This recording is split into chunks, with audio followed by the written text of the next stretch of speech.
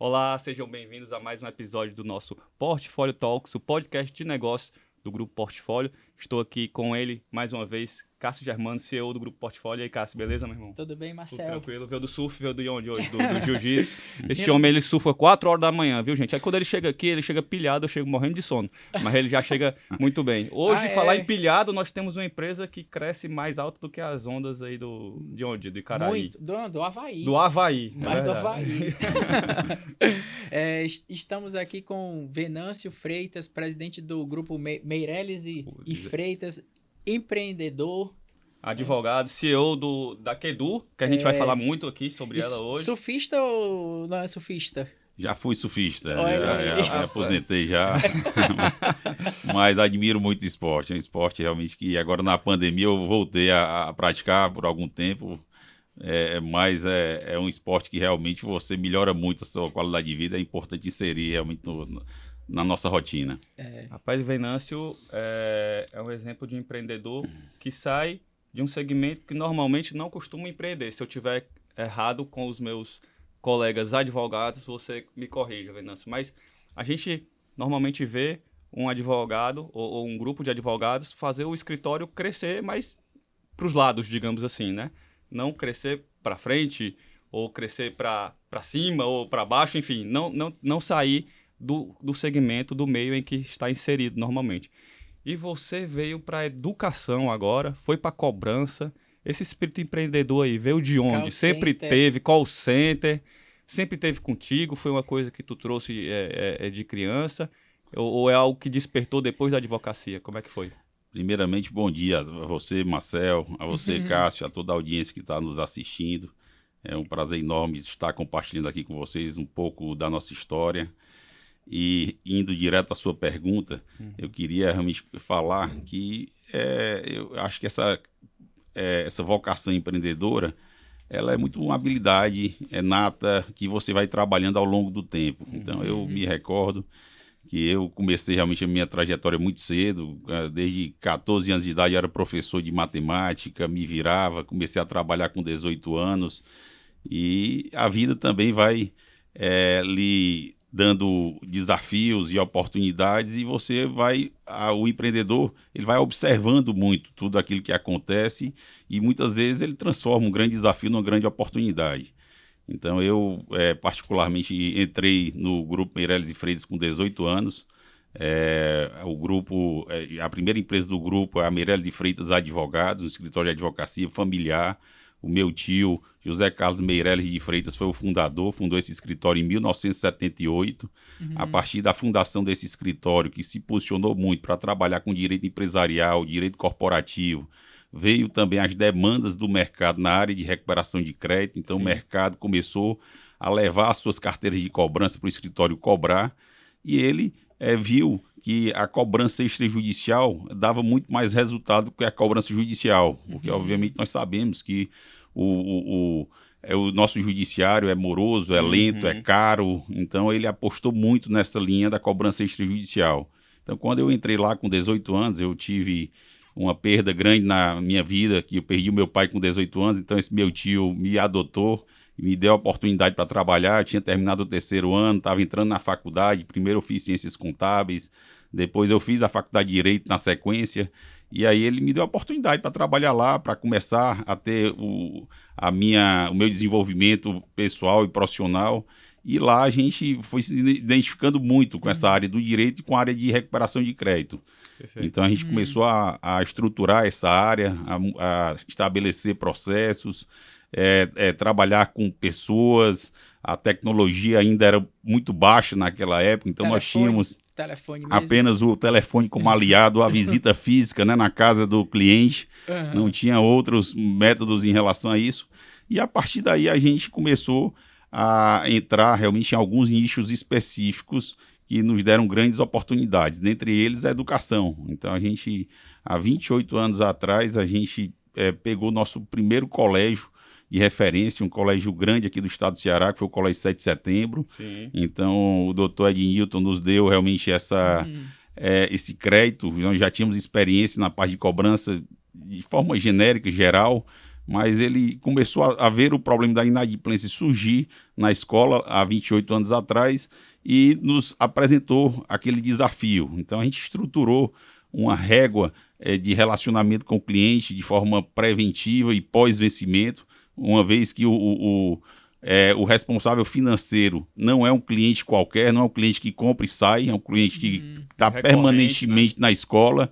E aí a gente viu realmente aquela oportunidade de desenvolver uma cobrança específica para aquele segmento. Então, a partir dessa cobrança do Colégio 7 de Setembro, a gente criou esse modelo que as escolas precisavam cobrar os pais, porque a partir de 1994...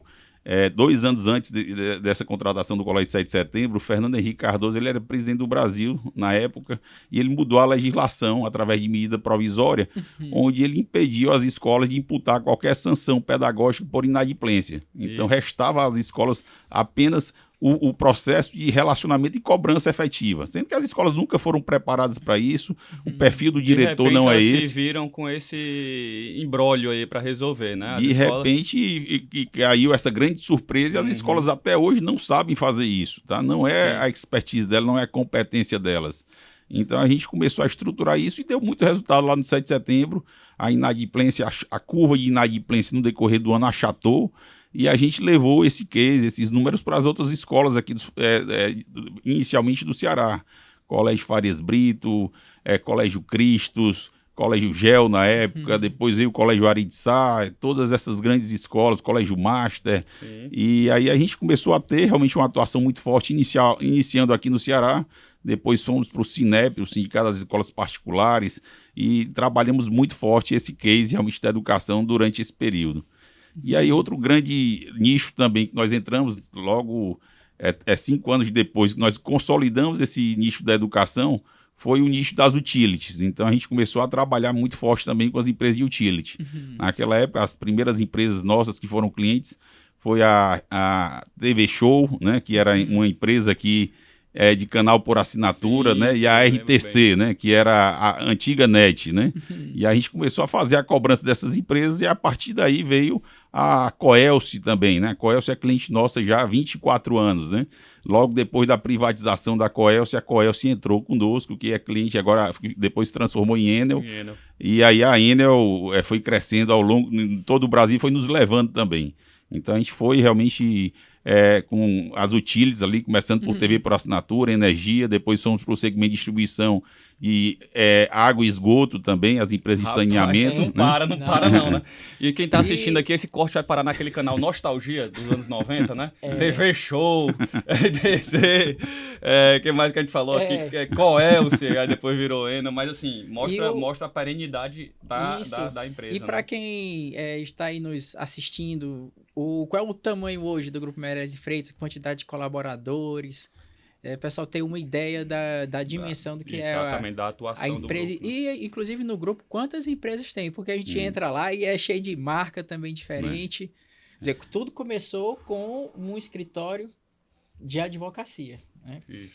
E eles foram escutando os clientes. Então, foram vendo as necessidades do mercado, eles perceberam, já com o escritório de advocacia, que era vantajoso para o cliente fazer essa cobrança extrajudicial. Né? É verdade. Foi se especializando e eles foram escalando o negócio também por partes. Viu que começou com uma escola.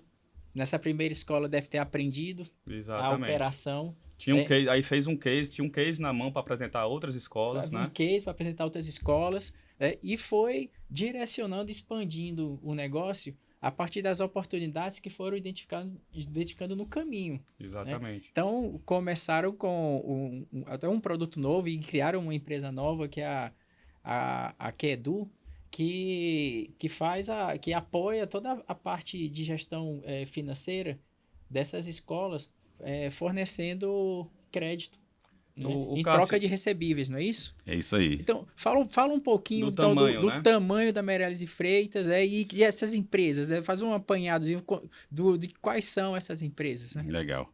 Hoje, o nosso grupo econômico, o Grupo Meireles e Freitas, Cássio, ele iniciou o ano agora de 2024 com quase 1.900 colaboradores.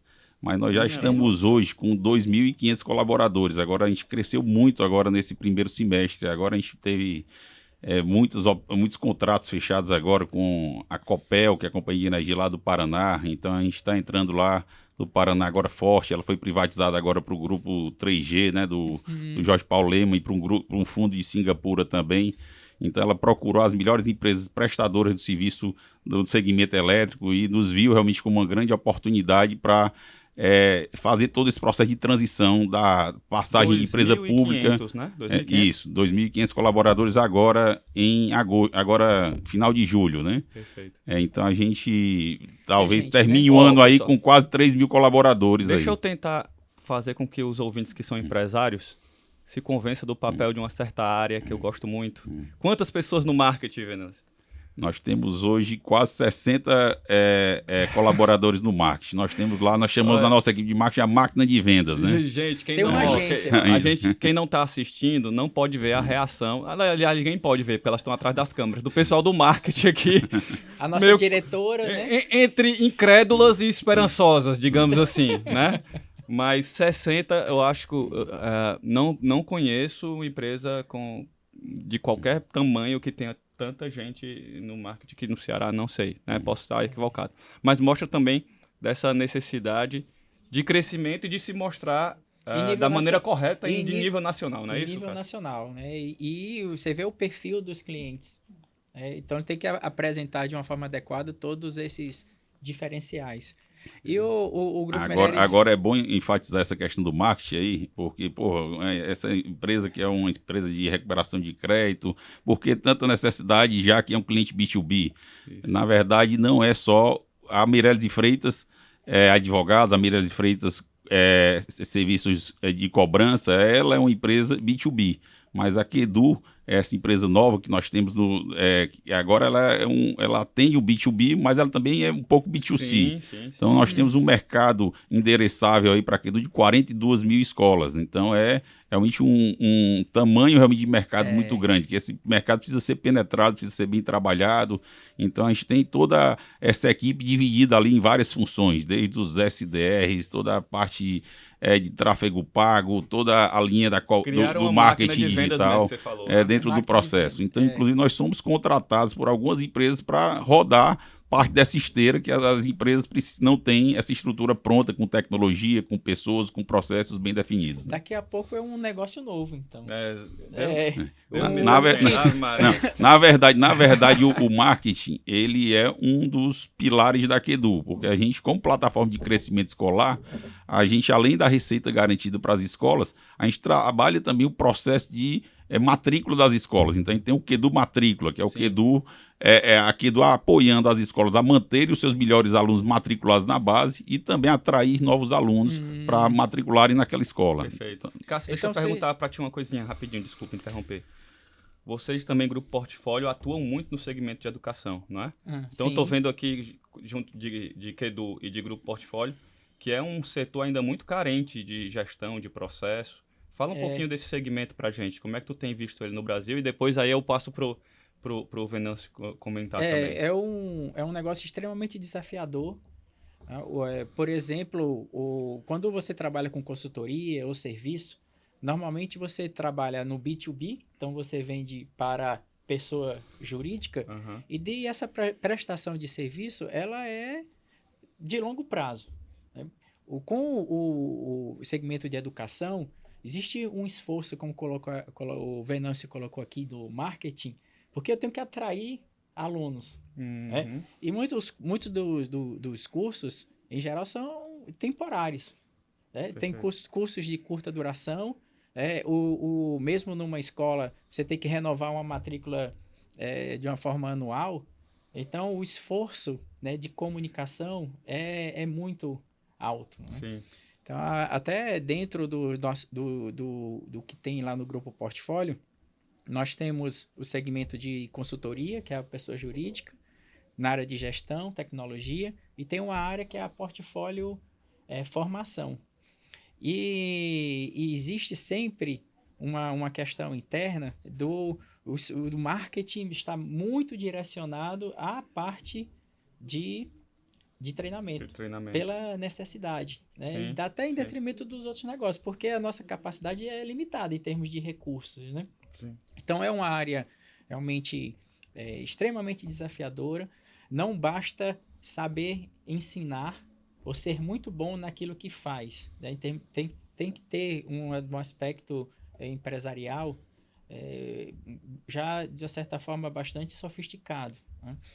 Que vai desde o marketing, passando por todas as etapas do processo, inclusive na gestão financeira, né? Essa gestão dos recebíveis, esse aspecto da cobrança também tem que ser feito de uma forma bastante delicada. Né? Então, Muitos desafios aí no processo todo, né? São muitos desafios. Você vê hoje, as principais escolas daqui do nosso estado, como eles reforçam esse aspecto da comunicação. Exatamente. Né? E esse custo, ele tem que estar embutido, de certa forma, ali na sua operação. Senão não se torna sustentável. Então, realmente é um desafio. Eu acho interessante do grupo Meirelles e Freitas, a forma que eles foram se organizando ao longo dessa trajetória. Eles foram se adaptando a partir de uma percepção melhor dos seus clientes. Né? Eles não tiveram medo, né? Inclusive foram ousados em mudar, Verdade. né? Ampliando o seu negócio. Né? E hoje essa potência, eu fico feliz, Venâncio, você está aqui falando para quem está assistindo, porque as pessoas, muitas, né, assim, em geral, as pessoas não conhecem o tamanho que é o Grupo Meirelles e Freitas, né? E assim, Venâncio, quando eu perguntei, como eu te acredito? Ele começou dizendo CEO da Kedu? Isso. E advogado e CEO da Kedu.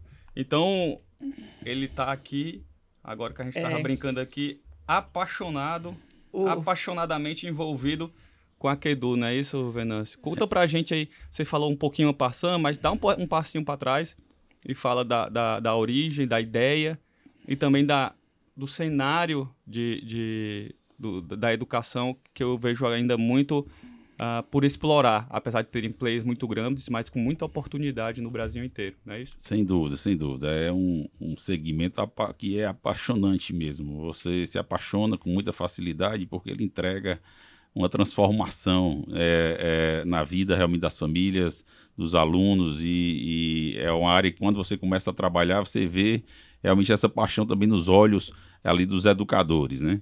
Então, a partir de toda essa experiência ao longo dos 28 anos na área de educação, conversando diariamente com diretores, com o sindicato das escolas particulares, com os dirigentes, a gente foi tendo a certeza que esse segmento ele precisava muito de apoio nas áreas de gestão. São pessoas muito hábeis na parte pedagógica, na arte de ensinar, mas na arte de gerir, eles têm muitos gaps que precisam ser supridos, porque a maioria das escolas, elas nascem de um sonho ali de um educador, de um pedagogo, que envolve a família, envolve o filho, e aí vai constituindo ali uma primeira turma já é um colégio, e aí vai crescendo, e aí aquele colégio precisa de áreas de apoio que muitas vezes as escolas não estão preparadas e não sabem fazer bem, e aí é como qualquer empresa que vai crescendo sem uma diretriz de processos, de tecnologia,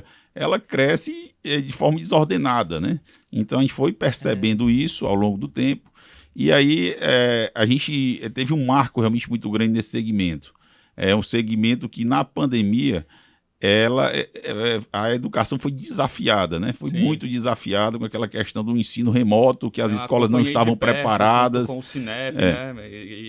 Isso. O professor Nazareno, do Colégio Marte. Isso, é nosso cliente há mais de 20 anos lá, professor Nazareno. Pessoa muito especial lá na nossa história também. E eu acompanhei de perto, foi um momento muito difícil para as escolas. Muito, né? Muito difícil. E nesse momento a gente apoiou também o Cinep aqui em Ceará. O Cinep nos constituiu como advogados naquelas ações civis públicas promovidas pela Defensoria Pública, e aí a gente tinha reuniões quase que diárias com todos os diretores das escolas, e a gente foi vendo que naquele momento ali a inadimplência das escolas, ela explodiu, ela chegou num patamar nunca antes visto, porque os pais pararam de pagar as escolas, porque não estavam passando por problemas financeiros, não acreditavam no ensino remoto, e as escolas todas passaram por muita dificuldade. Então, a partir daquele momento é que veio a questão da ideia da Kedu, né? Então, a Kedu veio porque aquele primeiro modelo lá que nós criamos há 28 anos atrás, praticamente ele foi sepultado na pandemia. As escolas não queriam mais se valer daquele modelo, porque não queriam estar passando para o escritório de cobrança, né? Já numa situação tão delicada com as famílias, naquele momento ia parecer insensível de ia alguma parecer maneira. insensível, né? Então a gente procurou, a partir desse desafio, criar um novo produto. Então a gente viu esse modelo da Receita Garantida surgindo nos condomínios, né? Então, os condomínios apresentaram esse primeiro modelo e a gente viu que o contrato de prestação de serviços educacionais era um contrato ali que tinha uma recorrência de 12 meses, mas além dessa recorrência de 12 meses no ano, tem uma recorrência de 12 anos, né? Porque o aluno pode entrar ali na alfabetização e sair no terceiro ano. Se entrar no ensino e educação infantil no terceiro ano, são 15 anos, né? De escola, não sei se vocês lembram quando eram crianças, ninguém queria mudar de escola, não, a não ser que houvesse um trauma muito grande, mas ninguém quer mudar nem de turma, bicho, imagina de escola. Exatamente. Só se fosse reprovado. Então, essa situação aí de não mudar não é decisão dos pais, é uma decisão da criança. A criança é que hoje gosta e quer manter os seus vínculos sociais ali estabelecidos. Claro, né? claro. E ô Cássio, tu consegue ler aqui os números? Ele cresceu, ele veio na pandemia. Na Kedu. Na pandemia, mas aí, acho que cresceu rápido, viu? Eu tenho essa impressão. Hoje a Kedu está em 92 municípios. 92 municípios. Começou em né? Obviamente, então multiplicou 92 vezes aí. Com 340 escolas e em 22 estados. Tem quantos estados? 27, né? Incrível. Falta 5. Tá quase a pague menos aí. Tá quase lá.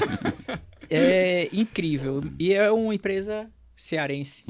Então isso a gente vinha falando valorizar, isso, né? Que antes, todo mundo que a gente trouxe aqui no Portfólio Talks, então você que está aproveitando para você que está ligando o rádio agora, a gente está hoje com o Venâncio Freitas, CEO da Kedu, presidente do conselho do grupo Meirelles e Freitas, e hoje estamos falando um pouquinho mais de educação, começamos na advocacia, mas estamos falando um pouquinho mais de educação, e a gente aqui no nosso Portfólio Talks, sempre com empresas que começaram aqui no Ceará, mas que tem uma abrangência, um alcance nacional e internacional, né, Cássio? Isso. A partir do grupo Portfólio, né? Já que já está no Brasil todinho também. Sim, hoje estamos em 13 estados. E dentro do nosso segmento somos também uma das maiores do país. E é interessante ver essas referências que saem daqui, como o grupo Meirelles e Freitas. Inclusive, quando a gente olha o mercado, os concorrentes também nacionais são daqui do Ceará, né? O mesmo nós observamos no setor de pagamentos, no setor de pagamentos, né? Então as principais empresas também são daqui do Ceará. Você olha a questão da farmácia, planos de saúde, de bebidas, enfim, tem muitas referências, né? Inclusive, pode falar, senão eu falava os nomes, né? Pode citar os nomes, pode citar, né? Filho, que a Rádio Beach Park, até agora a Rádio Beach Park não reclamou, a gente vai falando. Então, quando a gente olha aqui, vamos pegar os exemplos aqui do Ceará, né? Pega o M. Dias Branco, quando a gente olha nesse de biscoito, tá aí o maior da América Latina. Dentro de café, Três Corações também tá ali, maior também, né, do país, acho que é 40% de market share. Clube de futebol, Fortaleza, o maior do mundo. Fortaleza já tá, do planeta tá chegando lá. Aí entra a Arca Educação também, né, que abriu... Pague Menos, que a gente falou aqui. A Pague Menos, que era a primeira ou a segunda rede de farmácias, né, também do país. O Apvida, Plano de Saúde também, tá ali primeiro, segundo. Aí entra o Beach Park, maior parque aquático da América Latina. O Murilo também esteve aqui com a gente. Aí fala Kedu, a gente está com o exemplo aqui da Kedu, da Meirelles e Freitas também. Então, ou seja, a gente, o que a gente faz aqui, a gente faz muito bem feito, a ponto de extrapolar nossas fronteiras. Como nossa audiência também aqui da Rádio Beach Park ultrapassa o estado do Ceará, nós somos na rádio online a gente tem mais audiência, viu, Venâncio, do que no estado do Ceará. A gente tem mais audiência em São Paulo e Rio, no estado do Ceará. Então venham contratar as empresas cearenses que a gente faz as coisas bem feitinhas, viu?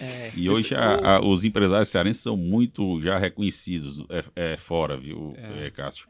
Lá em São Paulo, eu ando muito ali, temos escritórios lá, a gente atende também ainda lá em São Paulo, temos muitas escolas lá, temos clientes lá, vários clientes lá em São Paulo. E a região da Faria Lima já fala muito bem lá do cearense, viu? Todo mundo já... O empresário cearense é um empresário que entrega. A começar porque a gente pega, falando de educação, as vagas do ITA tudinho, né? Então, Mas voltando ao que o interessante de todos os outros convidados, eles citaram também algo que foi diferente. Isso. Por que que essas empresas se Acho bom a gente perguntar aqui para ele. O que é que a Kedu tem que só a Kedu tem, né? Ou o Grupo Meireles, toda essa trajetória, essa longevidade, as mudanças que aconteceram ao longo do tempo, os novos negócios que foram abertos. Se pudesse entender o que foi, o que é que teve de diferente que fez com que ou o que aconteceu aí no caminho, que foi um divisor de águas. Um ponto de inflexão que se tu destaca. Pode ser de Kedu, pode ser de Meireles. A gente tem, assim, a gente tem uma cultura organizacional muito forte, né? Então, uma cultura que foi lapidada aí, há 45 anos ela vem sendo lapidada, então é uma cultura que valoriza muito as pessoas, valoriza muito a entrega de resultado, o engajamento, é uma cultura realmente espetacular. A gente tem lá um ambiente de trabalho que a gente se orgulha muito de ter colaboradores lá com a gente de 25, 30 anos, 20 anos com a gente e crescendo e fazendo realmente história lá dentro do nosso negócio. Então, isso é uma base, é um pilar realmente muito, muito importante para os nossos negócios. A gente deu oportunidades e recebeu muito também de todo esse time aí que vem nos entregando bem pra caramba. Então, a gente agradece muito. E vocês também possibilitam o crescimento, né? Vocês estavam falando aqui que pessoas que começaram ali super novas, super jovens, que é mais ou menos a sua trajetória também. Hoje estão ali em cargos de chefia, em cargos de liderança dentro da empresa. Tem cargos de chefia, liderança, até sócios. A gente tem programas de stock option, tem programas de transformar realmente os caras que vestem a camisa e entregam resultado e que têm os skills necessários realmente para se desenvolver e se tornarem sócios dos novos negócios que estão surgindo. Então, a gente é uma fábrica ali de produzir spin-offs ali. Tem, a partir do negócio que surgiu lá do escritório de advocacia, nasceu a empresa de cobrança, depois veio a empresa de relacionamento com o cliente, o BPO de relacionamento, a gente tem uma software house também, a Steel, a gente tem uma Legal Tech também, um spin-off do escritório de advocacia. A gente está agora com uma estrutura de mensageria com a fintech por baixo também dela, que está surgindo agora no mercado nos próximos dias. Então, são muitas coisas realmente sendo feitas. Agora, por que é que eu sou CEO da Kedu? Hoje me posiciono dessa forma. Porque a gente tem que ter um foco. Então, para fazer muita coisa, eu tenho outros sócios que a gente posicionou lá. Eu tenho o Thiago, que está à frente lá da Meireles e Freitas, das outras empresas. Tem o Fernando na Advogados. Eu tenho a Tânia lá em Natal. Eu tenho o Heitor lá em Goiás e em Curitiba. Então, eu tenho muita gente que cuidando de cada negócio. E a gente trabalhar bem aquela estrutura da pirâmide, né? A estratégia... e trabalhar bem o tático e o operacional, né? Para que a gente consiga realmente fazer boas entregas e com excelência. Um ponto que eu observo lá, que aí eu destaco também, está relacionado à cultura, é a agilidade que vocês têm. Vocês não têm medo de experimentar. Então, quando ele falou a palavra certa, é startups, né? Então, o que é que eles colocam? Para todo novo negócio, eles começam a usar. Eles têm a ideia, então eles, vamos arriscar, né? Então, eles correm esse risco e se adaptam ao longo do processo, né? Então, fazendo, né? Vai fazendo. Vai fazendo e vai adaptando. Então, a galera jovem da Rádio Beach Park aqui fica planejando demais e pensando, os homens botam a mão na massa logo e vão fazendo. Bota a mão na massa. Tanto que esse processo de mudança lá dentro é contínuo, né? Os colaboradores falam, né, de como os processos mudam. Inclusive, a Kedu já mudou, né, bastante. Hoje vocês já tem um sistema, já vão fazer um novo sistema, né? Então, essa questão da adaptação lá, o jeito de ser startup é muito presente, né? E eles trabalham com um alto nível de inovação. A gente estava brincando aqui antes da questão da troca dos colaboradores, né? Então veio um de lá para cá, um de para cá, né? Para lá, e eles são pioneiros nessa área de BI, né? Então eles começaram a trabalhar muito cedo, então o inteligência artificial também, né? Chatbots, tem automação de processo, tudo já tem lá dentro, né? E o interessante é que eles formam os profissionais que estão utilizando essa tecnologia. Tá? Então, aí são outros pontos aí que vale a pena mencionar. Tu quer esse garoto propaganda aqui para ti? Não é verdade. É porque eu vi demais, né?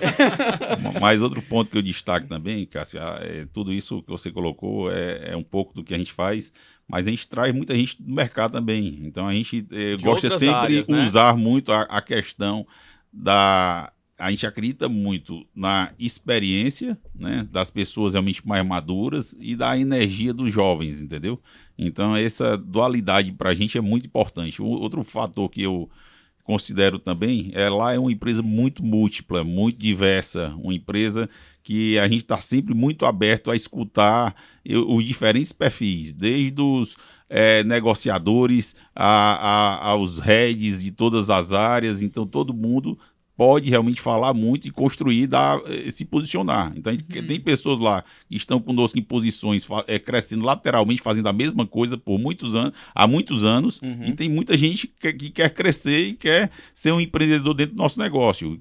Então, a gente dá essa oportunidade também para essas pessoas que estão vindo. Então, a gente tem realmente colaboradores que vieram de empresas com capital aberto em bolsa, entendeu? E tiveram essas experiências, passaram 10, 12 anos morando fora e se encontraram muito bem dentro desse esse ambiente que a gente está realmente construindo a cada dia. E, gente, a prova do dinamismo aqui da Meirelles de Freitas e da Kedu é que a gente conseguiu falar de um monte de coisa em meia hora, porque acabou o tempo.